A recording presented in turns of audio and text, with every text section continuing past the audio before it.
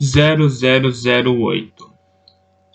As paredes do corredor que levavam para dentro da tumba eram cobertas com dezenas de pinturas esquisitas que mostravam seres humanos escravizados, orcs, elfos e outras criaturas. Cada afresco aparecia na exata localização descrita no módulo original do D&D.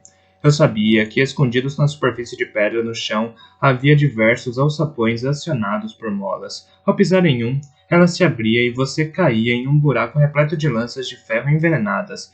Mas, como a localização de cada alçapão estava marcada com clareza no mapa, consegui desviar de todos eles.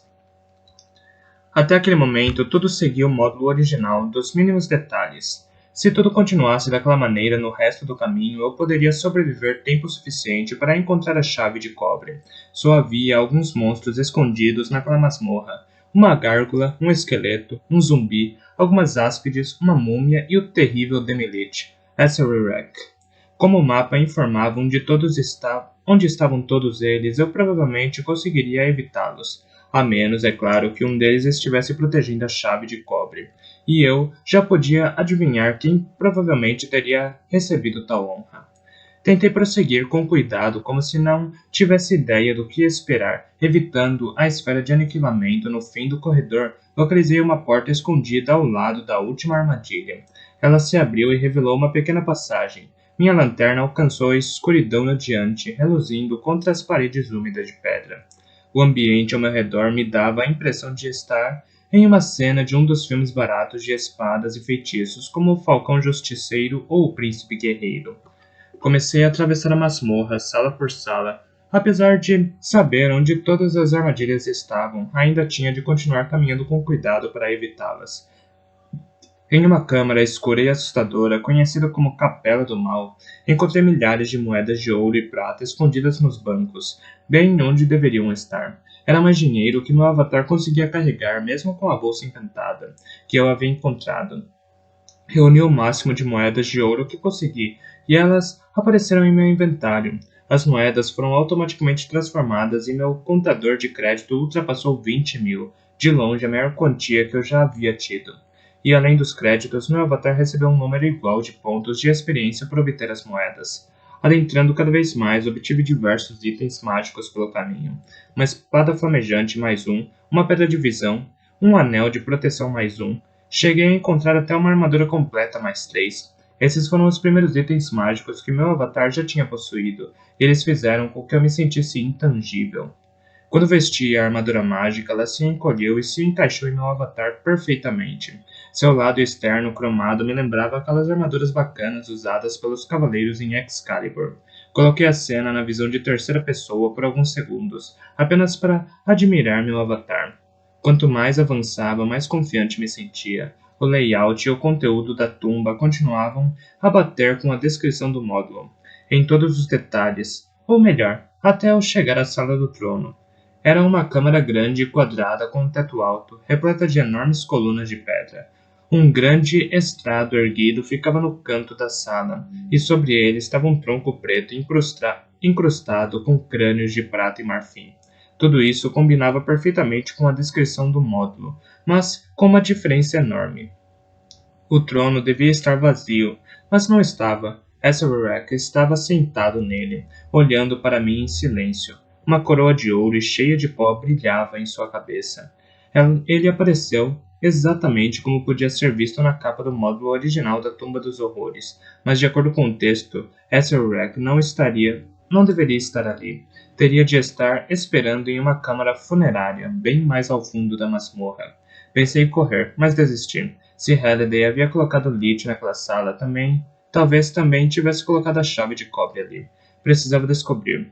Atravessei a câmara até a ponta do estrado. Dali pude ver o Lich com mais clareza. Seus dentes eram 2 fileiras de diamantes pontudos organizados em um sorriso sem lábios, e um grande rubi tomava o lugar dos olhos. Pela primeira vez desde que entrei na tumba, eu não sabia o que fazer em seguida. Minhas chances de sobreviver a um combate com o Demilith eram inexistentes. Minha espada flamejante mais um nem sequer poderia atingi-lo, e os 2 rubis de suas órbitas tinham o poder de sugar a força de vida de meu avatar e matá-lo no mesmo instante. Até mesmo um grupo de 6 ou 7 avatares de alto nível teria dificuldade para derrotar o Demi-Lich. Silenciosamente desejei, não pela última vez, que o Oasis fosse como um jogo de adventure e que eu conseguisse salvar meu game. Mas não era, e eu não podia. Se meu avatar morresse ali, significaria começar de novo com nada. Mas não havia motivos para hesitar naquele momento. Se o Lich me matasse, eu voltaria na noite seguinte e tentaria de novo.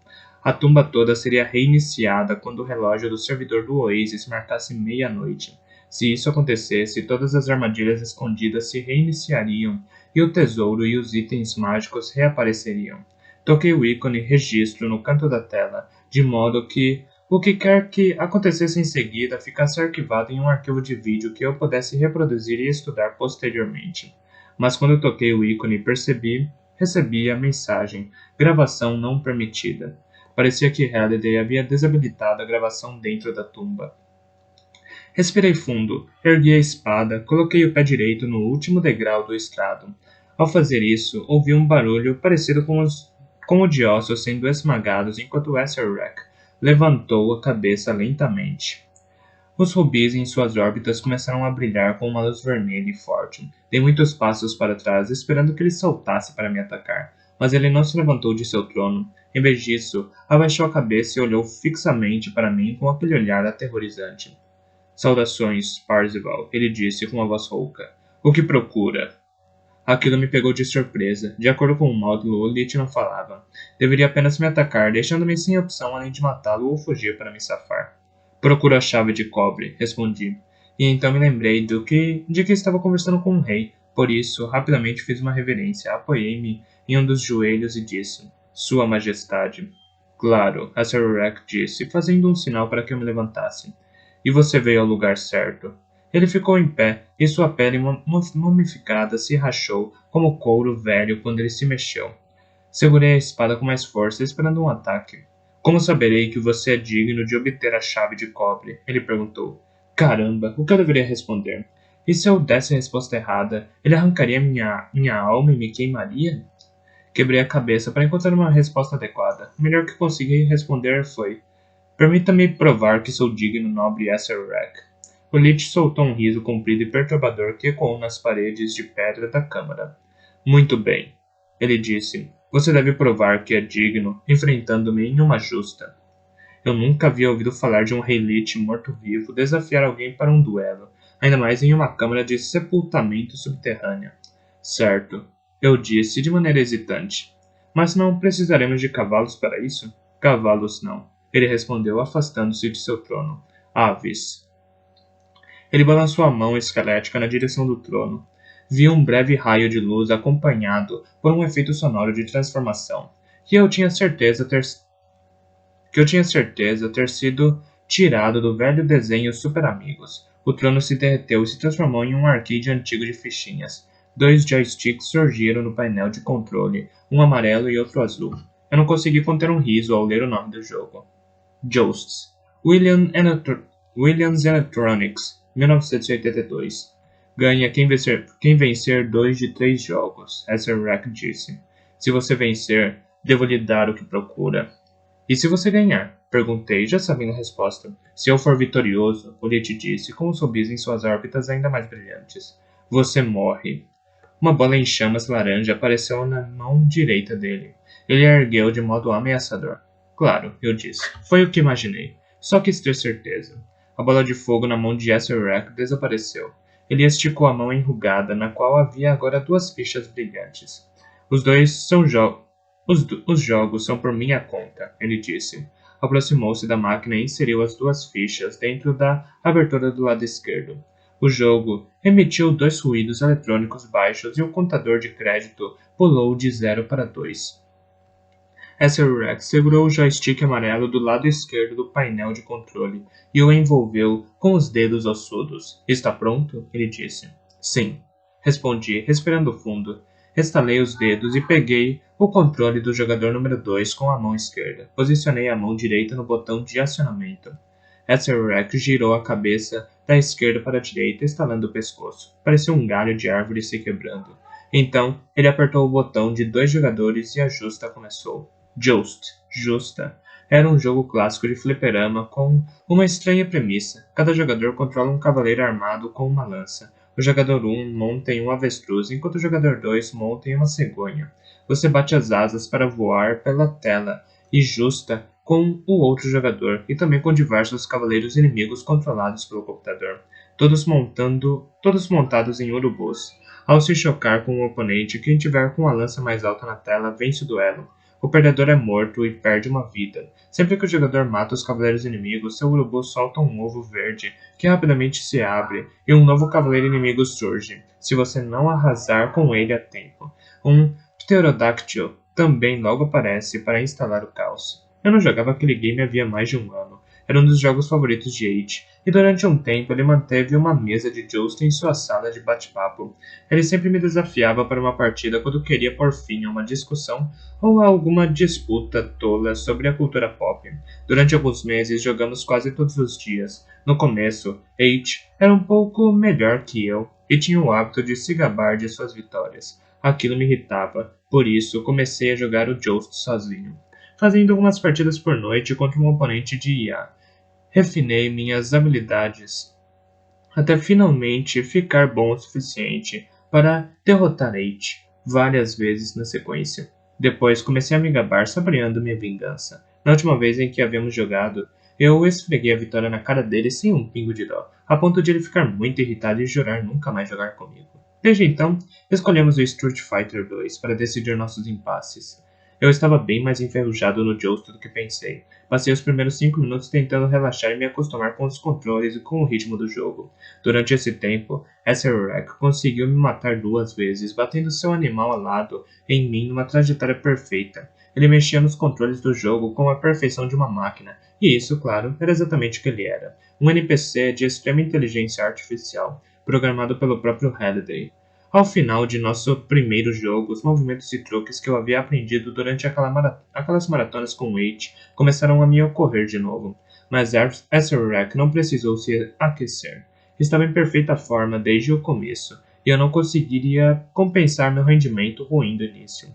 Ele acabou com meu último homem antes mesmo de eu conseguir 30 mil pontos. Vergonhoso. Um já foi, Parzival, ele disse, sorrindo. Falta mais um. Ele não perdeu tempo me fazendo esperar e assistindo o resto de seu jogo. Simplesmente esticou o braço, encontrou o botão de desligar na parte de trás do fliperama, desligou e ligou de novo. Quando a tela terminou de mostrar a sequência de inicialização da Williams Electronics, ele apareceu com 2 moedas e as inseriu na máquina. Estás pronto? Ele perguntou de novo, inclinando-se sobre o painel de controle.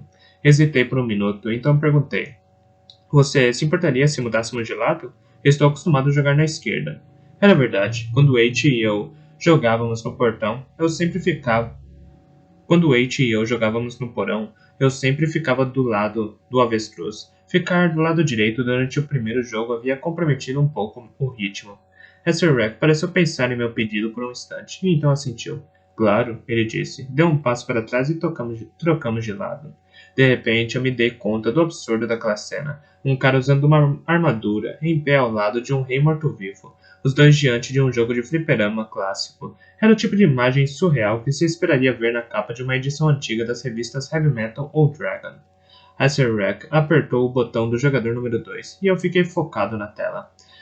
O segundo jogo começou ruim para mim também. Os movimentos de meu oponente eram incansáveis e precisos, e passei as primeiras ondas tentando somente desviar do meu adversário. Também me distraí com o clique incessante de seu dedo indicador esquelético enquanto ele apertava o botão.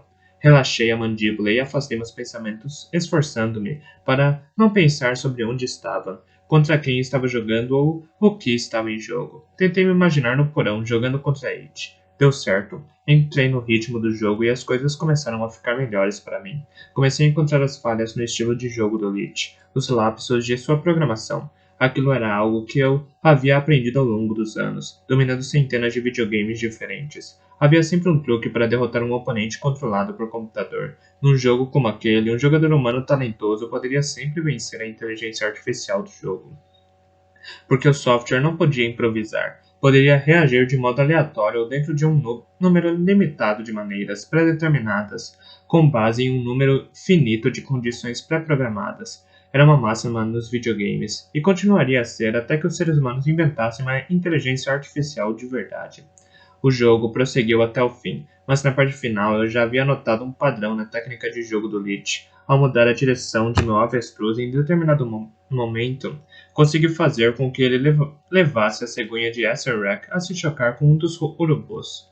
Repetindo esse movimento, consegui pegar as vidas extras dele, uma por uma. Morri diversas vezes até conseguir isso, mas finalmente consegui derrubá-lo durante a 10ª onda sem nenhuma outra vida a mais.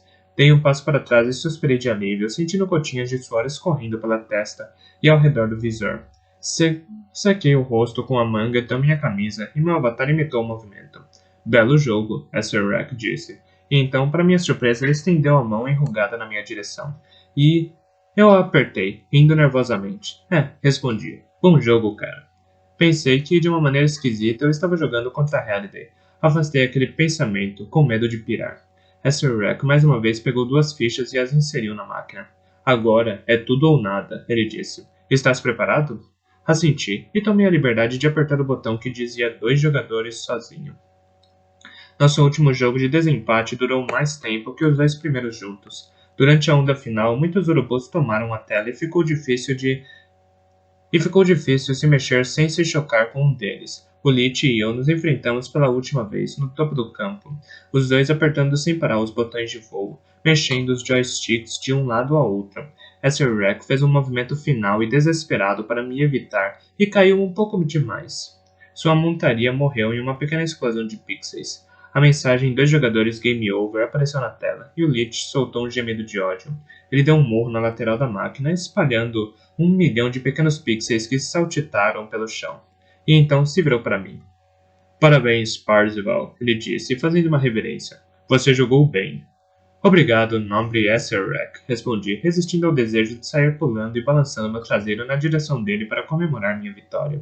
Mas apenas retribuí a reverência. Quando fiz isso, o Lich se transformou em um mago humano alto, usando um manto preto. Eu o reconheci no mesmo instante. Era o avatar de Halliday, Anorak. Fiquei olhando para ele, totalmente sem palavras. Durante anos, os caça-ovos especularam se Anorak ainda vagava pelo Oasis como um NPC autônomo. O fantasma de Halliday na máquina. Agora, o mago disse, falando com a voz familiar de Halliday, seu prêmio. A câmara foi tomada pelo som de uma orquestra completa. Cornetas triunfantes logo foram acompanhadas por instrumentos de corda. Reconheci a música. Era uma das últimas trilhas do Star Wars, de John Williams, usada na cena na qual a princesa Leia dá a Luke e a Han suas medalhas, e quando Chewbacca, como você deve se lembrar, grunhe. Quando a música ficou mais alta, Anorak estendeu a mão direita. Ali, na palma aberta de sua mão, estava a chave de cobre, o item pelo qual milhões de pessoas vinham procurando nos últimos 5 anos. Quando ele a entregou para mim, a música parou e no mesmo instante houve um som. Eu havia acabado de ganhar 50 mil pontos de experiência, o suficiente para levar meu avatar ao 10º nível. Adeus, Sir Parzival, Anorak disse. Desejo boa sorte em sua busca. E antes que eu pudesse perguntar o que viria a seguir ou onde encontraria o primeiro portão, o avatar dele desapareceu num raio de luz acompanhado por um efeito sonoro de teletransporte que eu sabia ter sido tirado do antigo desenho dos anos 1980 Caverna do Dragão. Fiquei em pé sozinho no estrado vazio. Olhei para a chave de cobre em minha mão e me senti totalmente surpreso. Ela era exatamente como tinha aparecido no convite de Anorak. Uma chave simples e antiga de cobre com a parte de cima na forma oval com o número 1. Eu a vi na mão de meu avatar, observando a luz refletir o numeral romano, e foi quando vi 2 pequenas linhas de texto entalhadas no metal. Virei a chave para a luz e as li em voz alta. O que você procura está escondido no lixo do nível mais profundo de Daggorath. Nem sequer precisei ler de novo. No mesmo instante compreendi o sentido. Eu sabia exatamente aonde precisava ir e o que teria de fazer quando chegasse lá. Escondido no lixo era uma referência à antiga linha TRS-80 de computadores feitos pela Tandy and Radio Shack nos anos 1970 e 1980. Os usuários de computadores daquela época tinham dado ao TRS-80 o nome pejorativo de Trash 80, ou Lixo 80. O que você procura está escondido no lixo. O primeiro computador de Halliday tinha sido um TRS-80 com 16K de memória RAM, e eu sabia exatamente onde encontrar uma réplica daquele computador no Oasis. Todo caça-ovo sabia. No início do Oasis, Halliday havia criado um pequeno planeta chamado Middletown, batizado em homenagem à sua cidade natal em Ohio. O planeta era o local de uma recriação meticulosa daquela cidade como era no final dos anos 1980. Halliday havia encontrado uma maneira de voltar para casa. Middletown era um de seus projetos mais adorados, e ele havia passado anos codificando-o e refinando. E as pessoas sabiam, pelo menos os caça-ovos, que uma das partes mais detalhadas e exatas da simulação de Middletown era a recriação da casa na qual Halliday havia passado a infância. Nunca pude visitá-la, mas já tinha visto centenas de fotos e vídeos do local. Dentro do quarto de Halliday havia uma réplica de seu primeiro computador, um TRS-80 Color Computer 2. Eu tinha certeza de que ele havia escondido o primeiro portão ali. E a segunda linha do texto gravado na chave de cobre instruía a chegar a ele, do nível mais profundo de Dagorath. Dagorath era uma palavra em Sindarin, a língua dos elfos que J.R.R. Tolkien havia criado para o Senhor dos Anéis. A palavra Dagorath significava batalha, mas Tolkien escrevia a palavra com apenas um G, não dois. Dagorath, com 2G, podia se referir apenas a uma coisa: um jogo de computador incrivelmente obscuro chamado Dungeons of Dagorath, lançado em 1982. O jogo havia sido feito apenas para uma plataforma, o TRS-80 Color Computer. Halliday havia escrito no almanaque de Anorak que o Dungeons of Dagorath era o jogo que o havia feito decidir que queria se tornar um designer de games.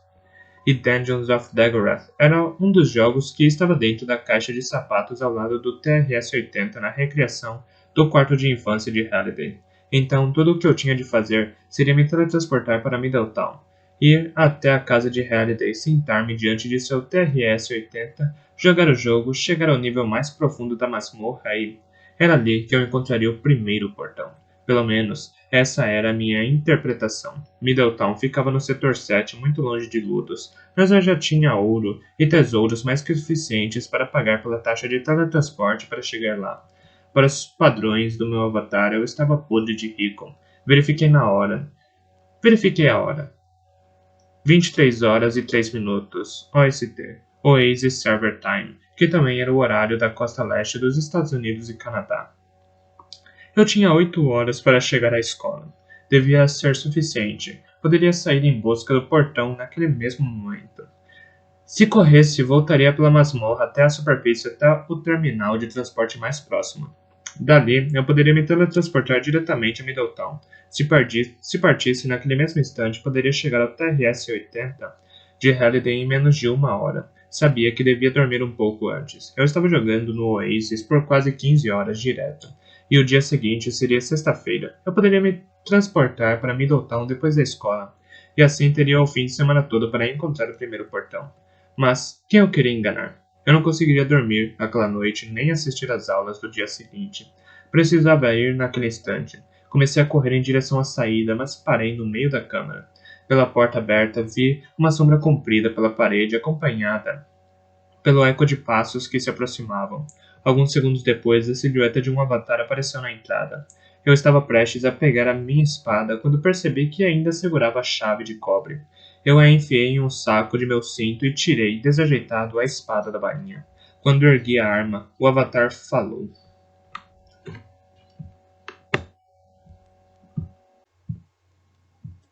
0009. Quem raios você? A sombra perguntou.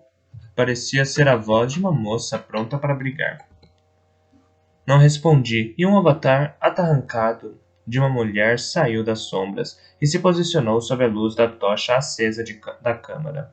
Ela tinha cabelos pretos e curtos, como a de Joanna Dark, e aparentava não ter mais que 22 anos. Quando ela se aproximou, percebi que a conhecia. Nunca havíamos nos encontrado, mas reconheci seu rosto pelas várias fotos que ela havia postado ao longo dos anos. Era Artemis. Estava usando uma armadura azul de escamas que parecia ter saído de ficção científica e não de uma fantasia. Trazia pistolas de raios e dos dois lados do quadril e também uma longa espada curva na bainha em suas costas.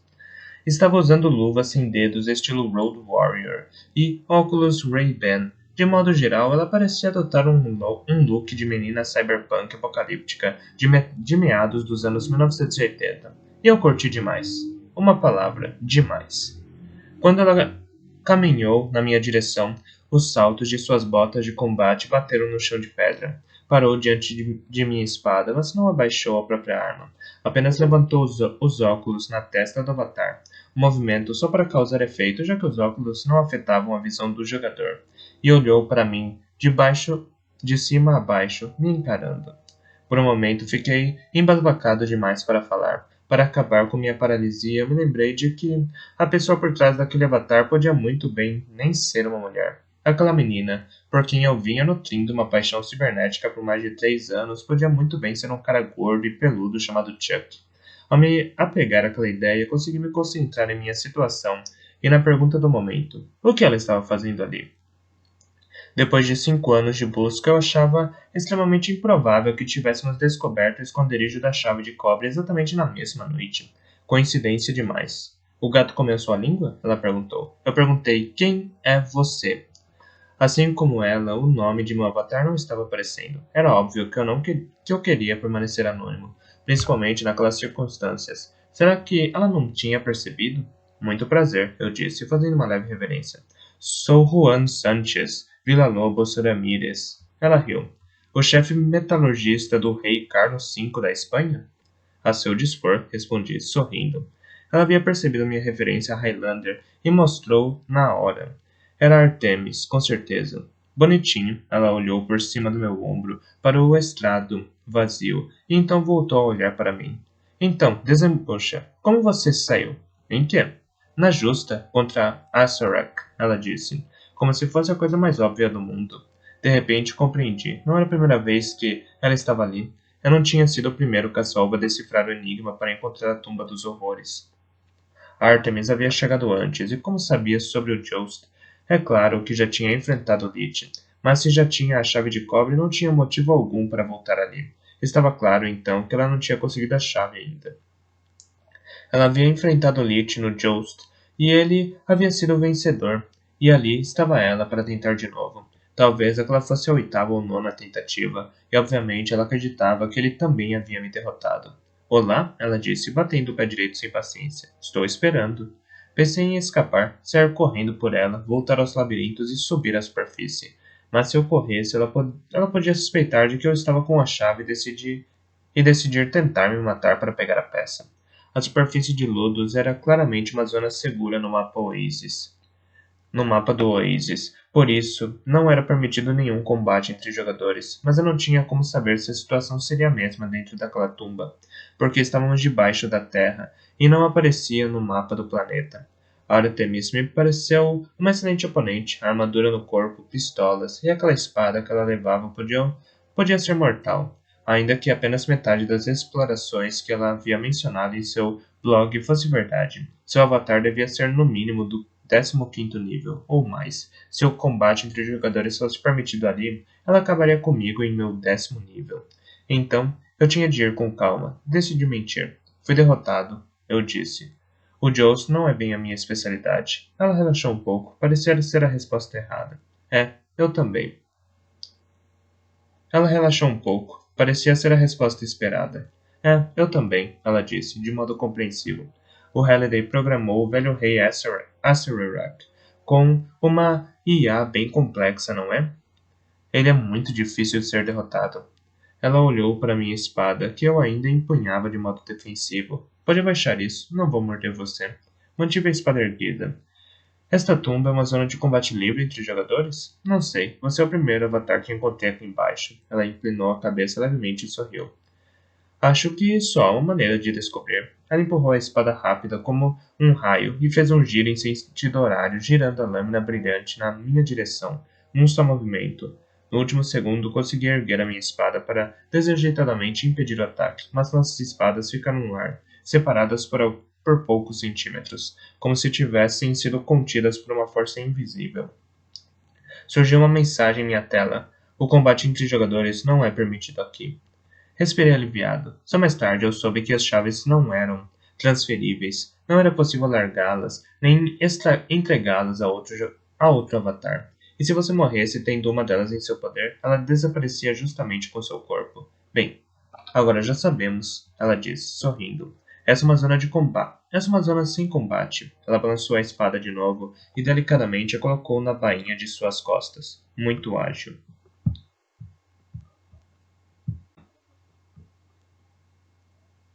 Embainhei a minha espada também, mas sem movimentos afetados. Halliday não devia querer que as pessoas brigassem pelo direito de justar com o rei, eu disse. É, ela concordou, sorrindo. Sorte sua. Sorte minha? Respondi, cruzando os braços. Por quê? Ela apontou para o estrado atrás de mim. Você deve estar quase 100 pontos agora, depois de lutar contra o Acererek. Então, se Acererek vencesse no Joust, era preciso lutar contra ele. Que bom que venci, pensei. Caso contrário, provavelmente estaria criando um novo avatar naquele instante. Tenho pontos de sobra, eu disse. Aquele Lich foi moleza. É mesmo? Ela disse com suspeita. Sou do 52º nível e ele quase me matou todas as vezes em que tive de lutar contra ele. Tenho de estocar poções extras de cura sempre que desço aqui. Ela olhou para mim por um momento e então disse. Reconheça a espada e a armadura que você está usando. Você as conseguiu aqui nesta masmorra. O que quer dizer que elas são melhores que o que o seu avatar tinha antes. Para mim, você parece um noob de baixo nível, Juan Ramírez. E acho que você está escondendo alguma coisa. Agora que sabia que ela não podia me atacar, pensei em contar a verdade. Por que não simplesmente pegar a chave de cobre e mostrar a ela? Mas achei melhor não. O mais inteligente seria me afastar dela e ir logo para Middletown, enquanto ainda tinha tempo. Ela ainda não tinha a chave e talvez demorasse dias até consegui-la. Se eu não tivesse tantas horas de prática de Joust, só Deus sabe quantas tentativas teriam de ser feitas até eu derrotar a Acererek. Pode pensar o que quiser, She-Ra, eu disse, passando por ela. Talvez a gente se encontre no mundo virtual outro dia. Poderemos resolver essa parada. Acenei rapidamente. Até mais. Aonde pensa que vai? Ela perguntou, seguindo-me. Para casa, eu disse, ainda caminhando. Mas e o Lich? E a chave de cobre? Ela apontou para o estrado vazio. Ele vai ressurgir em alguns minutos quando o relógio do servidor do Oasis marcar meia-noite. A tumba toda será reinicializada. Se você esperar bem aqui, vai poder tentar derrotá-lo de novo. Sem ter de passar por todas as armadilhas de novo. É por isso que tenho vindo aqui um pouco antes da meia-noite. Um dia sim, outro não, para poder fazer 2 tentativas na sequência.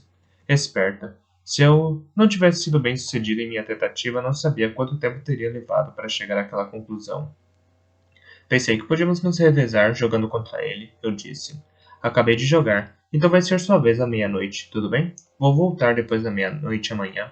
Podemos alternar os dias até um de nós derrotar o Lich, não acha justo? Acho, ela disse, analisando-me. Mas você deveria ficar por aqui mesmo assim. Pode ser que algo diferente aconteça se houver 2 avatares aqui à meia-noite. Anorak provavelmente havia se preparado para uma contingência. Talvez 2 imagens do Lich aparecerão, uma para cada um de nós. Ou talvez... Eu prefiro jogar sozinho, eu disse. Vamos nos revezar, ok?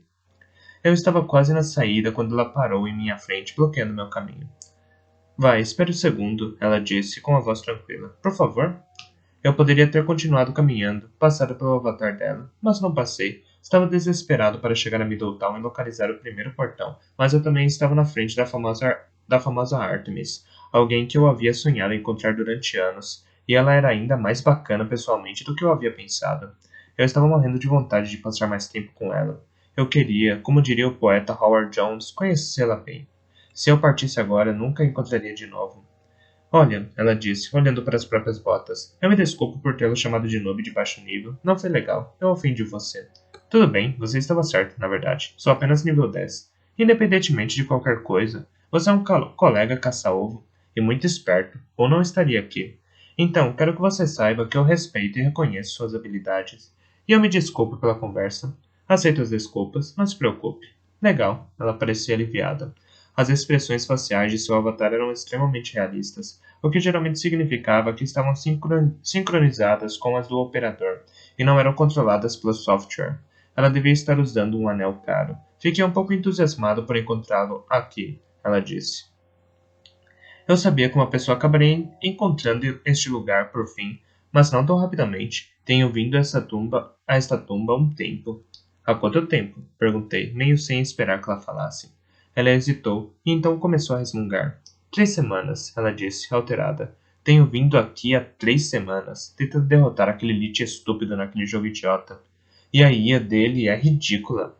Você sabe, eu nunca tinha nem mesmo jogado Joust antes disso, e agora está me deixando maluca. Juro que cheguei perto de finalmente derrotá-lo alguns dias atrás, mas então ela passou os dedos pelos cabelos, frustrada. Ah, não consigo dormir, não consigo comer, minhas notas estão caindo porque estou perdendo tempo jogando Joust. Eu estava prestes a perguntar se ela estudava ali em lutos, mas ela continuou a falar, cada vez mais depressa, como se uma comporta tivesse sido aberta em seu cérebro. As palavras saíam livremente dela. Ela mal parava para respirar. Eu vim aqui esta noite pensando que hoje seria o dia em que eu finalmente derrotaria o idiota e conseguiria a chave de cobre. Mas quando cheguei aqui, vi que alguém já tinha desobstruído a entrada, por isso percebi que meu maior medo havia finalmente se tornado verdade. Alguém havia encontrado a tumba. Então desci lá, totalmente assustada. Não fiquei muito preocupada porque achava que poderia derrotar Azrarak na primeira tentativa. Mas ainda assim, ela parou para respirar fundo e deixou de falar de repente. Sinto muito, ela disse um segundo depois. Costumo falar sem parar quando fico nervosa ou animada, e agora estou um pouco dos dois, porque estava morrendo de vontade de conversar com alguém sobre tudo isso.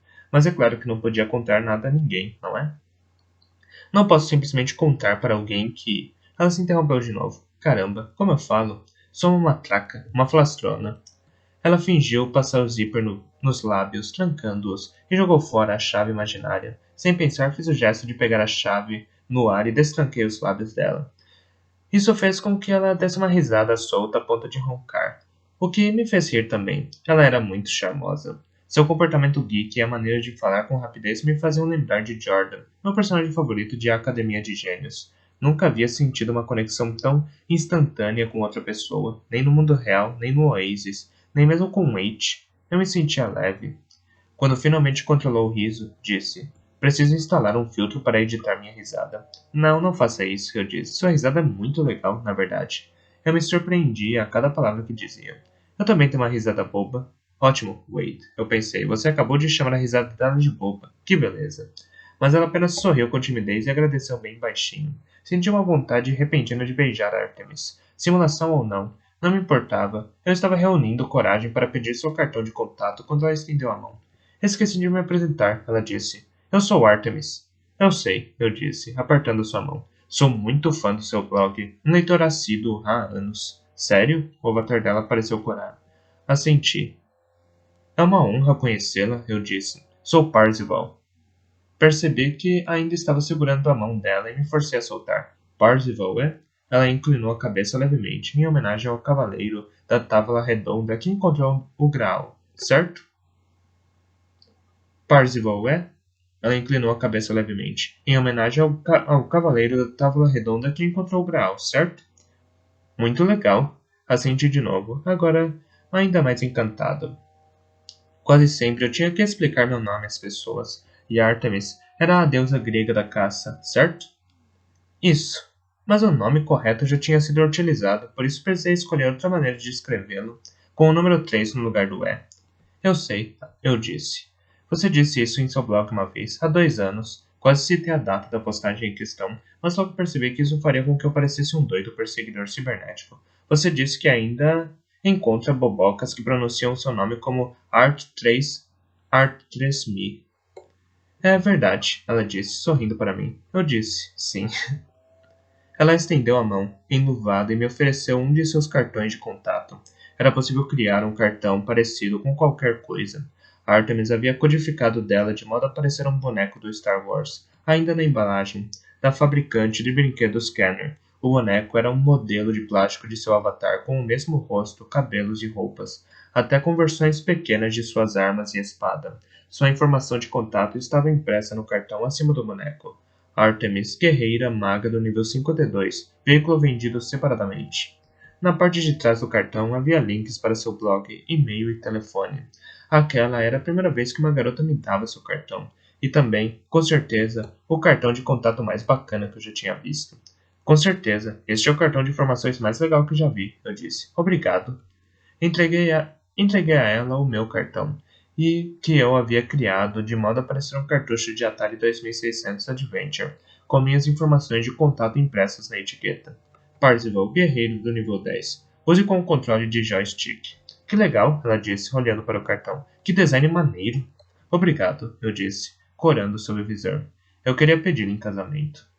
Coloquei o cartão dela em meu inventário, logo abaixo da chave de cobre. Ver a chave relacionada ali me levou de volta à realidade. O que eu estava fazendo ali, conversando com aquela menina enquanto o primeiro portão esperava por mim? Conferi o horário. Faltavam menos de 5 minutos para meia-noite. Olha, Artemis, eu disse. Foi ótimo conhecer você, mas vou nessa. O servidor está prestes a ser reiniciado e quero sair daqui antes de todas aquelas armadilhas de um morto-vivo ressurgirem. Ah, tudo bem.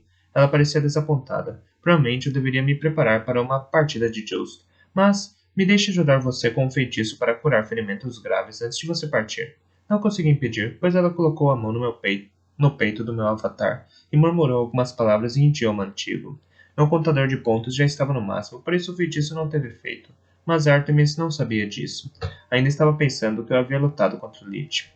Prontinho, ela disse, dando um passo para trás. Obrigado, eu disse. Mas você não deveria ter feito isso. Somos concorrentes, não é? Eu sei, mas ainda assim podemos ser amigos, certo? Espero que sim. Além disso, o terceiro portão ainda está longe demais. Afinal, foram necessários 5 anos para nós dois chegarmos até aqui. E se conheço a estratégia de jogo de Halliday, as coisas ficarão mais difíceis a partir daqui. Ela falou mais baixo. Olha, tem certeza que não quer ficar? Aposto que nós dois podemos jogar juntos. Podemos trocar dicas do Joust. Comecei a perceber algumas falhas na técnica do rei. Eu estava começando a me sentir um cafajeste por ter mentido para ela. É uma oferta muito gentil, mas preciso. Procurei por uma desculpa plausível. Tenho aula amanhã cedo.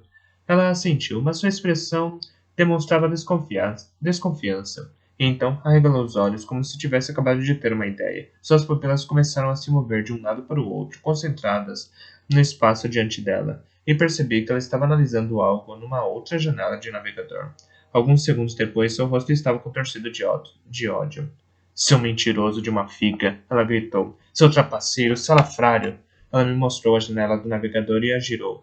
Ali estava o placar do site de Halliday. Em meio a toda aquela emoção, eu havia me esquecido de checá-lo. Ele estava exatamente da mesma forma que esteve nos últimos 5 anos, com uma diferença. O nome do meu avatar agora ficava no topo da lista, em primeiro lugar, com uma pontuação de 10.000 ao lado. Os outros 9 espaços ainda traziam as iniciais de Halliday, JDH, seguidos por zeros. Caramba, murmurei, quando Anorak me deu a chave de cobre. Eu me tornei o primeiro caça-ovo da história a marcar pontos no concurso. Eu percebi como o placar podia ser visto por todo mundo. Meu avatar havia acabado de ficar famoso. Conferi o boletim de notas apenas para ter certeza. Todas elas mostravam o nome de meu avatar. As manchetes eram do tipo Avatar misterioso, Parzival faz história e Parzival encontra a chave de cobre. Fiquei ali, boquiaberto, forçando-me a respirar. Então, Artemis me deu um tapa que eu, claro, não senti. Ela empurrou meu avatar para trás alguns metros. Você o derrotou na primeira tentativa? Ela perguntou. Assenti com um movimento de cabeça. Ele ganhou o primeiro jogo, mas eu venci os outros 2. Mas foi por pouco. Caramba! Ela exclamou, cerrando os punhos. Como conseguiu derrotá-lo em sua primeira tentativa?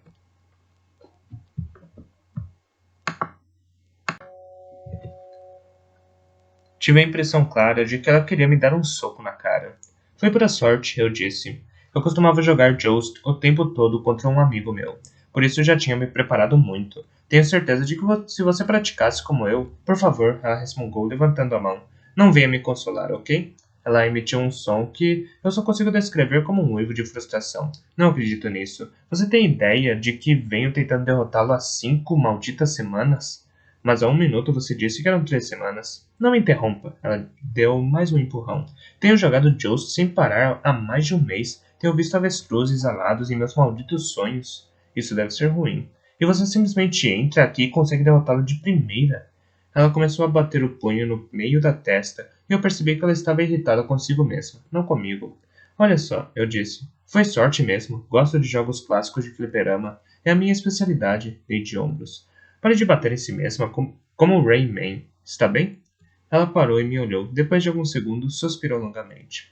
Por que não era o Centipede? Por que não era o Centipede? Ou o Pac-Man? Ou o Burger Time? Assim talvez eu já estivesse entrado pelo primeiro portão. Bem, eu não sei, eu disse. Ela olhou para mim por um segundo e sorriu de modo maquiavélico. Virou-se de frente para a saída e começou a realizar uma série de gestos complexos no ar diante dela, enquanto sussurrava as palavras de um cântico. Ei, eu disse, espere um pouco, o que está fazendo? Mas eu já sabia, quando ela terminou de lançar seu feitiço, uma parede enorme de pedra apareceu, cobrindo totalmente a única saída da câmara. Droga! Ela havia lançado o feitiço da barreira. Eu estava preso dentro de uma sala. Ah, pare com isso! Eu gritei. Por que fez isso? Você parecia estar com muita pressa de sair daqui. Acredito que quando Anorak deu a você a chave de cobre, também lhe passou um tipo de pista a respeito da localização do primeiro portão, não é? É para lá que você está indo, certo? Sim, eu disse. Pensei em negar, mas para quê? Então, a menos que você consiga desfazer meu feitiço, eu estou certo de que não vai conseguir, senhor guerreiro de 10º nível. A barreira vai mantê-lo aqui até meia-noite quando o servidor reinicia. Todas as armadilhas que você desarmou serão reiniciadas. Isso deve fazer com que você demore consideravelmente para sair. Sim, eu disse. É o que vai acontecer. E enquanto você estiver ocupado voltando para a superfície, vou tentar de novo derrotar o Westerrak. E dessa vez vou destruí-lo. E vou atrás do senhor. Cruzei os braços. Se o rei tem vencido há 5 semanas, o que faz você pensar que vai vencer esta noite? A competição traz à tona o melhor que há em mim, ela respondeu. Sempre foi assim, e agora estou competindo para valer. Olhei para a barreira mágica que ela havia criado. Ela já havia passado o 50º nível, por isso aquele feitiço duraria o máximo que o feitiço costumava durar, 15 minutos. Eu só tinha de que ficar ali e esperar até que ele se dissipasse. Você é malvada, sabia? Perguntei. Ela sorriu e balançou a cabeça, negando. Caótica neutra, queridinho. Eu sorri de volta. Eu ainda vou vencer você no primeiro portão, sabia disso? Provavelmente, ela disse. Mas esse é só o começo. Você ainda tem de se livrar. E ainda há mais 2 chaves para encontrar e outros 2 portões para atravessar. Tempo suficiente para eu me aproximar de você e deixá-lo comendo poeira. Espertão. Veremos, moça. Ela apontou para a janela que mostrava o placar. Você está famoso agora, ela disse. Sabe o que isso quer dizer, não é? Ainda não tive muito tempo para pensar nisso. Bem, eu tive. Estou pensando nisso há 5 semanas. O nome de seu avatar nesse placar vai mudar tudo. O público vai ficar obcecado com o concurso de novo, assim como no começo. A mídia já está empolvorosa. Até amanhã, Parzival será um nome muito conhecido. Aquela afirmação me deixou um pouco inquieto. Você pode se tornar famoso no mundo real também, ela disse, se revelar sua identidade verdadeira à imprensa. Não sou idiota. Ótimo, porque estão em jogo bilhões de dólares, e agora todo mundo vai achar que você sabe onde encontrar o ovo. Muitas pessoas matariam por essa informação. Eu sei disso, eu disse. E agradeço pela preocupação, mas ficarei bem. Mas não me sentia bem, não havia pensado nisso, porque nunca tinha acreditado que um dia chegaria àquele ponto. Ficamos ali em silêncio, observando o relógio e esperando. O que você faria se ganhasse? Ela perguntou de repente. Como gastaria todo aquele dinheiro? Já tinha pensado muito sobre aquilo. Sonhava acordar com a grana o tempo todo. Eiichi e eu havíamos feito listas absurdas de coisas que gostaríamos de comprar se ganhássemos o prêmio. Não sei, eu disse. O normal, eu acho. Comprar uma mansão e um monte de coisas bacanas. Deixar de ser pobre. Uau, que sonhador, ela disse. E depois de comprar a mansão e um monte de coisas bacanas, o que vai fazer com os 130 bilhões que ainda terá? Sem querer que ela pensasse que eu era um idiota sem cabeça, impulsivamente comecei a dizer o que eu sempre havia sonhado em comprar se ganhasse. Era algo que eu nunca tinha dito a ninguém. Construiria uma espaçonave interestelar movida a energia nuclear na órbita da Terra, eu disse. Daria a ela um carregamento de alimentos e água para o resto da vida, uma biosfera autossustentável e um supercomputador carregado com todos os filmes, livros, músicas, videogames e peças de arte que a civilização humana já criou, com uma cópia do Oasis. E então eu convidaria alguns dos meus amigos mais próximos para me acompanharem justamente com um grupo de médicos e cientistas, e nos divertiríamos para valer. Sairíamos do sistema solar e começaríamos a procurar por um planeta parecido com a Terra extrasolar. Eu ainda não tinha terminado de pensar no plano, claro. Ainda havia muitos detalhes que precisavam ser elaborados. Ela ergueu uma sobrancelha. Isso é bem ambicioso, disse. Mas você sabe que quase metade das pessoas deste planeta está morrendo de fome, não é? Não detectei ironia na sua voz. Parecia que ela realmente acreditava que eu pudesse não ter consciência daquele fato. Sim, eu sei, eu disse de modo defensivo. Tantas pessoas estão morrendo de fome porque estragamos o planeta. A Terra está morrendo, sabia? Está na hora de partir.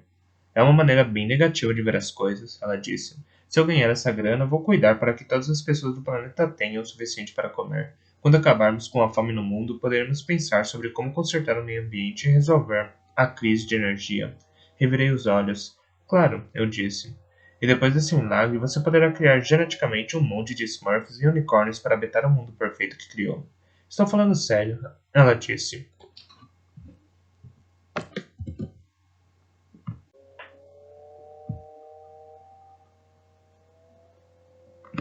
Você acha mesmo que é tão simples? Perguntei.